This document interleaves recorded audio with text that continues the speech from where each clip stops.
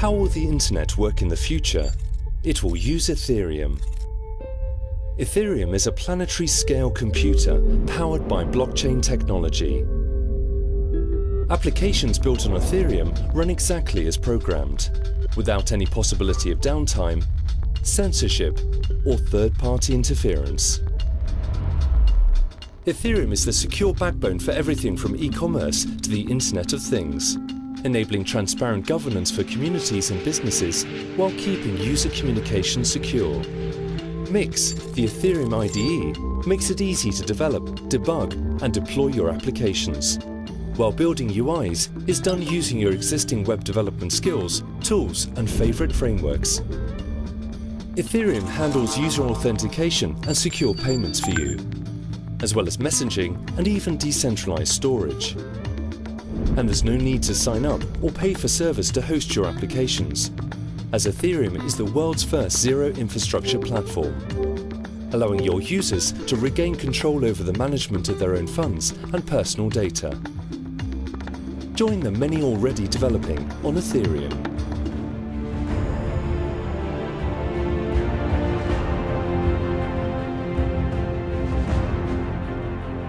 Actually, Ethereum Fenómeno wasn't my original title. The original title was there.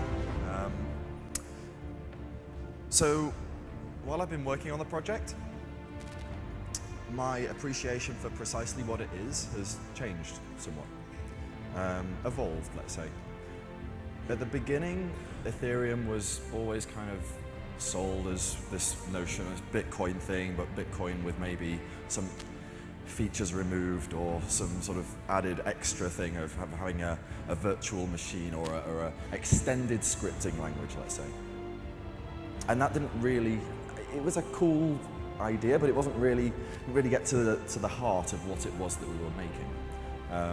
And you know, the idea of what Ethereum was going to do was quite limited in scope. It was essentially going to be an abstraction platform for Mastercoin style financial contracts on a blockchain.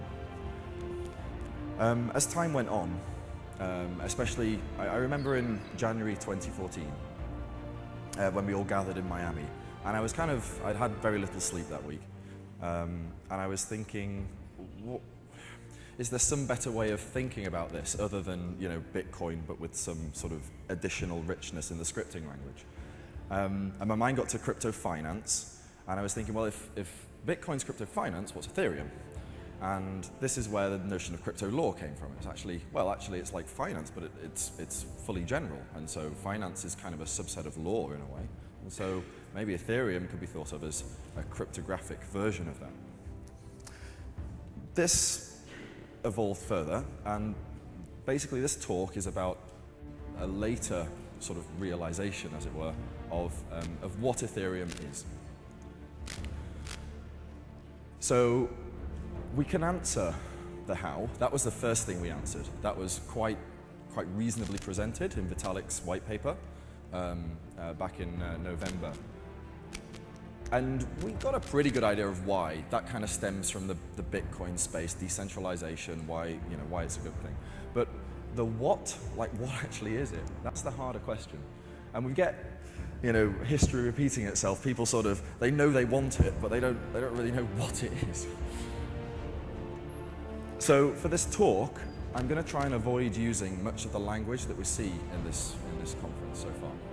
So I'm going to try and avoid code and data pairings. It's very accessible. There aren't many computers so accessible. This one, we can interact with it just using fairly simple web primitives, JavaScript.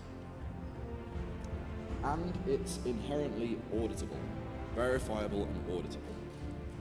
And there are not that many computers which we can replay everything of the past and always be absolutely certain of getting the same result.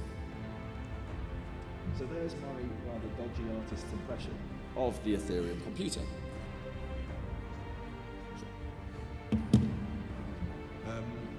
There's the world, because actually it's a global singleton, so it's the globe.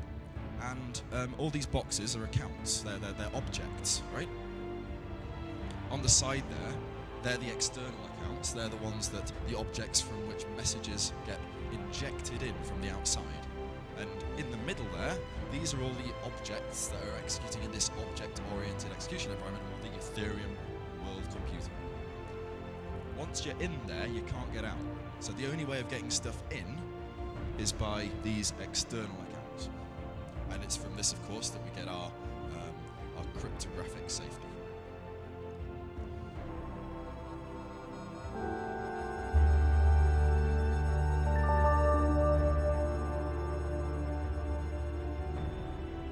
Thanks to the power of modern communication, we have the ability to create technologies that are decentralized, removing middlemen and allowing users to interact with each other directly through a global network. Decentralized applications have been becoming more and more important in the past 10 years, and have the benefits of massively reducing costs and barriers to entry, removing single points of failure, preventing censorship, and ensuring transparency and trust between all the parties involved in an interaction. BitTorrent, a file-sharing network developed in the early 2000s, is arguably the first decentralized application to have been created. BitTorrent allows anyone to share any kind of file with anyone else in the world, allowing people to distribute content quickly and easily, even if they do not have the resources to pay for their own website or server. 5 years later, Satoshi Nakamoto came up with the idea of a blockchain, a sort of distributed database, and used it to build Bitcoin, the world's first decentralized currency. Decentralized currencies like Bitcoin allow people to send money instantly anywhere around the world with no regard for national borders, with negligible fees. Bitcoin is increasingly being used for international remittances, micropayments, and commerce online. Decentralized applications for finance, cloud computing, messaging, and distributed governance are soon to come. Ethereum is a platform that is specifically designed for people to build these kinds of decentralized applications, or dApps for short. The Ethereum client, which we are calling the Ether browser, will include a built-in peer-to-peer network for sending messages, and a generalized blockchain with a built-in programming language, allowing people to use the blockchain for any kind of decentralized application that they want to create. Ethereum can be used to build financial applications that are fully trustworthy and transparent because they run on the blockchain. Online, cryptographically secure systems for managing your property and contracts. Social networking and messaging systems that allow users to maintain control of their own data. Systems for trading underutilized computational resources like CPU time and hard drive space. And eventually tools for online voting and distributed governance. And the most exciting applications of Ethereum are probably the ones that we have not even thought of. As with all new platforms for innovation, like the protocols that underlie the internet itself, it is not always easy to predict what they're going to be used for. Gmail, Facebook, Twitter, Instagram, and the modern internet as a whole are all a result of early developments in the World Wide Web and JavaScript, the programming language of the World Wide Web, from the 1990s. Similarly, by providing a universal programmable blockchain and packaging it up into a client that anyone can use, the Ethereum project hopes to do the same for finance, peer-to-peer commerce, distributed governance, and human collaboration as a whole. Now the question is, what will you build on top of Ethereum?